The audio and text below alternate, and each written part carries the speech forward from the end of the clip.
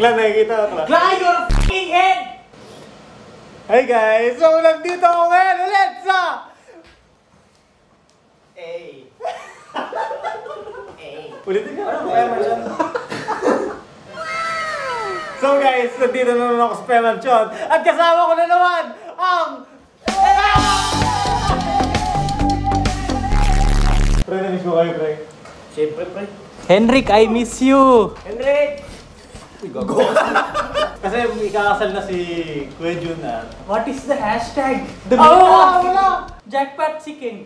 Hashtag pa rin natin sa picture, no? Jackpot Chicken. Yes, let's put Jackpot Chicken. So, thank you, guys. May pumuntahan na ako saglit. Where you will go? Sa Bulacan. Wait lang, saglit, may pag-promote lang. Okay. Hey guys! Wow! Galing na transition, pre! Ay, ito yan, transition yan. Okay ba? Kasi meron sa akin nagpadala ngayon ng speaker na sobrang lupit niya, as in sobrang lakas, sobrang ganda ng tunog at sobrang ganda ng tunog. At yun ay walang iba, kundi ang Tronsmart Bang 60 watts Bluetooth speaker na sobrang lupit at waterproof pa siya. So eto guys, papakita ko sa inyo kung ano mga kayang gawin na itong speaker na to dahil sobrang lupit nito. Ito ang mga specs niya. Siya ay IPX6 waterproof. Meron din siya built-in power bank. Meron din siyang voice assistant guys. Ganun kalupit to. At patented sound pulse. Ano yun? Hindi ko alam yun. So try muna natin kung gaano kaganda ang tunog nito. Let's go. Meanwhile, So, Eli is gone. It is a vlog takeover. We will do our own. So guys, if you miss us, please comment down below hashtag Jackpot Chicken.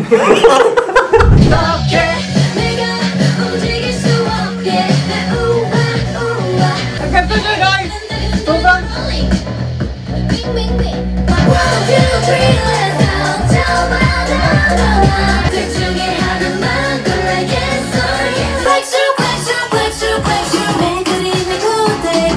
Ayun guys, grabe ano? Narinig nyo ba gano'ng kalakas yun guys? Ganun kaganda ang Tronsmart Bang 60 watts Bluetooth speaker. Saan nyo siya mabibili? Sa Lazada, ang link ay nasa baba. At meron pa surprise sa atin ng TechSmart Philippines dahil meron siyang voucher code na mayroong discount para sa inyo.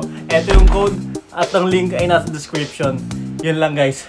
Babalik na ako sa Pemansion. Wait lang. Now we are Hoy ready. Nice promotion! Okay, yan. Nice. Game. Oh, teka lang. So guys, pupunta na kami sa kasaya. Huwag na natin sabi nila. 1, 2, 3! So bago ituloy yung lahat, gusto ko lang ikwento muna sa inyo kung ano nangyari sa akin this past few months. So, flashback muna tayo. so November, kinasal si Boss King. Kung di nyo pa napapanood, panoorin nyo na. May vlog ako dyan. At noong January ay pumunta kami sa Tagaytay. Nag-aaway na pusa. Sobrang chill. Makakalimutan mo talaga mga problema mo sa sobrang lamig. Tsaka makikita mo ang iba't ibang view dahil sa sobrang taas mo. Sobrang ganda talaga. Okay guys, nandito kami sa People's Park Tagaytay!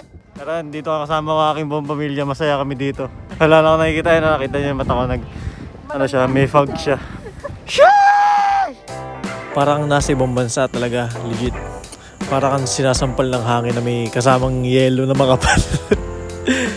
At syempre, what's up din tumahay? So guys, i-rate natin tong CR kung okay. So, naka 2 minutes na ako dito. Lahat ng bidet gumagana.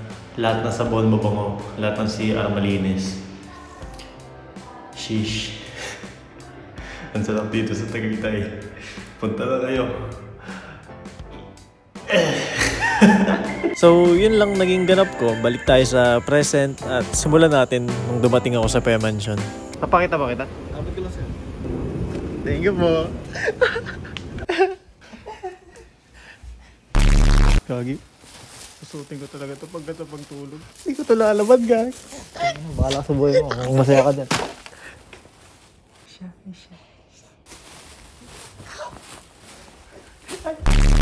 Thank you sa nagpadala. Mahal na mahal ko kayo. So, ito na yung papunta na kami sa tutuluyan namin. Pero pumunta muna kami sa reception, kumain. Tapos pumunta na kami sa tutuluyan. Tama ba? Basta yun. Ito, ano to? Buttered ba? Sorry. Cream yung kain. So eto naman ang ganap nung araw nung kasal.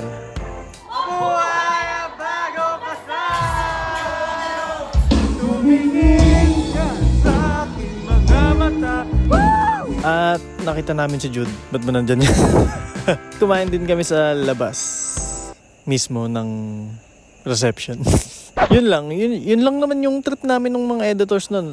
Pero bago ko tapusin yung vlog, pakita ko lang yung montage na nagpa-party kami. Let's go. So guys, pupunta na kami sa kasal. Huwag na natin sabi nila, 1, 2, 3!